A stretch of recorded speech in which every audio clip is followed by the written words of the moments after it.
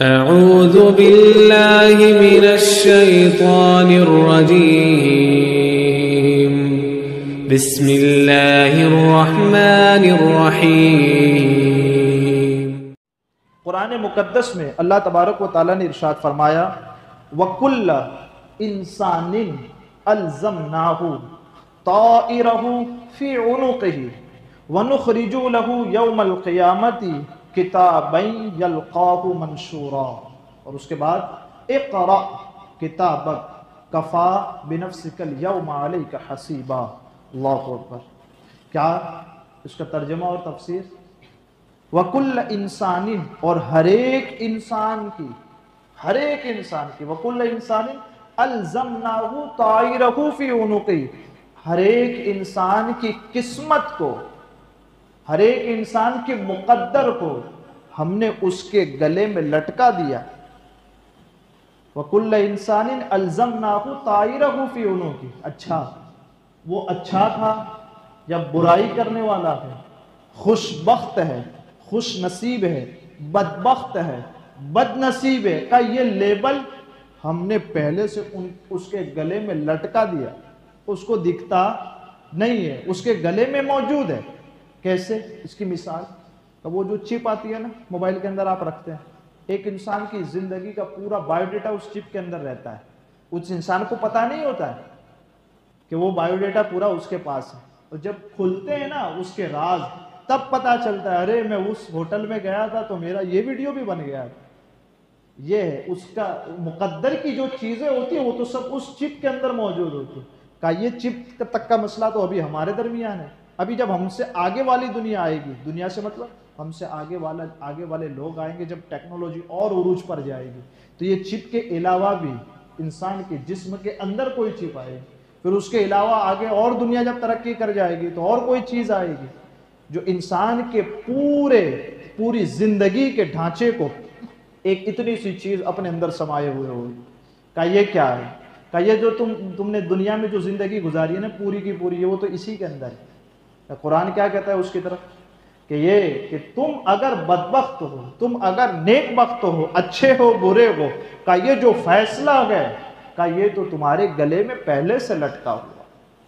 اچھا کیا ہوگا اس کے بعد؟ قرآن فرماتا ہے وَنُخْرِجُ لَهُ يَوْمَ الْقِيَامَةِ كِتَابًا يَلْقَاهُ مَنْشُورًا، اور ہم اس کے لیے، اس انسان کے لیے قیامت کے دن ایک نامہ اعمال نکالیں گے۔ وہ جو گردن میں لٹکا ہوا ہے نا اس کے ذریعے پھر قیامت میں کیا کیا جائے گا؟ کہ ایک نامہ اعمال نکالا جائے۔ یہی ہوتا ہے نا، چپ ہے اس کے اندر سے پھر ایک فائل نکالی جاتی ہے کہ دیکھو اس کو تم یہ کیے ہو، دیکھو اسے تم نے یہ کام بھی کیا ہے نا۔ کہ قرآن مقدس کا ہے وہ انداز، اصل انداز کہ قرآن مقدس کہتا ہے وہ جو تمہارا خوش بختی اور نیک بختی اور بدبختی کا جو مقدر ہے تمہارا اپنا، وہ تمہارے گلے کے اندر ہے۔ اس کے ذریعے ہم قیامت میں ایک نامہ اعمال نکالیں گے۔ اچھا نامہ اعمال نکالنے کے بعد کیا کیا جائے گا؟ کہا جائے گا اقرا، اب ہمارے اپنے نامہ اعمال کو کسی اور کو نہیں کہا جائے گا کہ پڑھ، ہمیں خود کہا جائے گا اب اپنا نامہ اعمال خود پڑھو کہ کیا کر آئے ہو دنیا کے۔ اقرا کتابک، اپنا نامہ اعمال خود پڑھو۔ کفا بنفسک الیوم علیک حسیبا، آج قیامت کے دن اپنے متعلق حساب کرنے کے لیے تو خود ہی کافی، کسی کی ضرورت نہیں۔ جو گلے میں ہم نے لٹکایا تھا اس کے بعد جو نکالا نامہ اعمال، اس نامہ اعمال کو تو خود ہی پڑھو اور خود ہی حساب کرتا ہے۔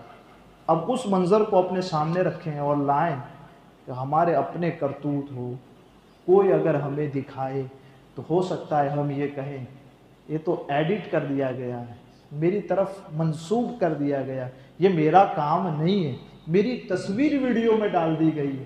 یہ کہہ سکتا ہے انسان اگر کوئی پڑھتا ہو کہ قرآن کہتے ہیں کسی سے نہیں کہا جائے گا، تم اور ہم جو کالے کام کر آئے ہیں قیامت میں ہم ہی سے کہا جائے گا خود ہی پڑھو۔ اور جب انسان اپنے جرم کا اقرار کر رہا ہوگا اس دن نامہ اعمال لے کر اپنے ہاتھ میں پورے میدان محشر کے اندر لوگ سن رہے ہوں، اس وقت کیا حال ہوگا ہمارا اور آپ کا؟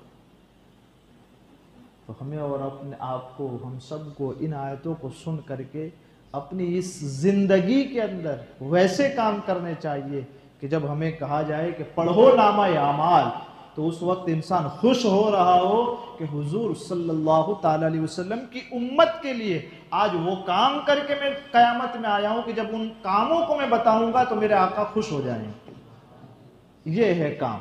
اگر یہ کام ہم نے نہیں کیے، ہماری زندگی پر افسوس کہ حضور کا کلمہ پڑھنے کے بعد بھی، حضور علیہ السلام کے صدقے کو کھانے کے بعد بھی، اگر حضور صلی اللہ تعالی وسلم کی امت کے لیے اور آپ کی شریعت کے لیے اور دین کے لیے ہم کچھ نہ کریں تو ہمارا آنا پھر رائے گاں چلا جائے۔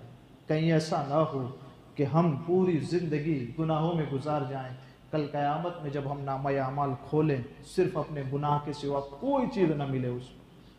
یقیناً اگر اتنی عمر میں بھی 25-30 سال کی عمر میں اگر ہم اپنے گناہوں کا محاسبہ کریں تو مشکل سے کوئی ایک کام ہمارا ایسا ہوگا جس کو ہم دنیا کے سامنے بتا سکیں، ورنہ ایک کام بھی ہمارا ایسا نہیں ہوگا کہ ہم یہ کہہ سکیں کہ یہ کام میں نے حضور کے دین کے لیے کیا۔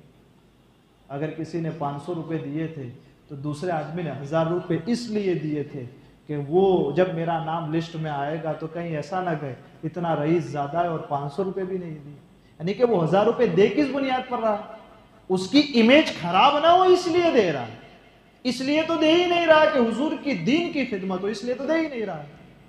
حضور کی دین کی خدمت کے لیے رئیس ہونے کے باوجود 1 روپیہ بھی دیا ہے وہ کام کا ہے، خدمت کے طور پر دیا ہے وہ کام کا ہے۔ اگر دکھانے کے لیے دیا کس کام کا؟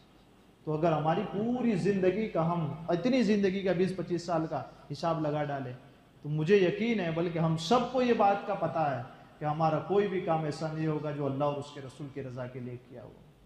تو ہمیں اور آپ کو اس بارے میں غور و فکر کرنا چاہیے کہ ہم کیسے زندگی جی رہے ہیں، اور اگر جی رہے ہیں تو کل ہم کو اس زندگی کو لوگوں کو بتانا ہے۔ قیامت میں اللہ تبارک و تعالیٰ کا دربار ہوگا اور اس وقت تمام انبیاء کی صفیں ہوں گی، اول تا آخر تمام امتیں موجود ہوں گی۔ اس دن کہا جائے گا اب آپ پڑھو اپنا نام اعمال۔ اگر صرف گناہ لے کر جائیں گے اس دن، پھر ہمارا اور آپ کا کیا ہوگا؟ اس لیے ہمیں اور آپ کو آج سوچنا ہے، زندگی ہے، سمجھنا ہے، قرآن پر عمل شروع کرنا ہے، قرآن نے جو راستہ بتایا اس پر چلنا ہے۔ اللہ تعالیٰ مجھے آپ کو کہنے سننے سے زیادہ علم اور عمل کی توفیق عطا فرمائے۔ ہمارے کہنے میں، آپ کے سننے میں عمدن سہون کوئی خطا ہوئی ہو، اللہ عز و جل اپنے حبیب کے صدقے اسے معاف فرمائے۔ استغفر اللہ ربی من کل ذنب واتوب الیہ، وصلی اللہ تعالی علی خیر خلقہ محمد۔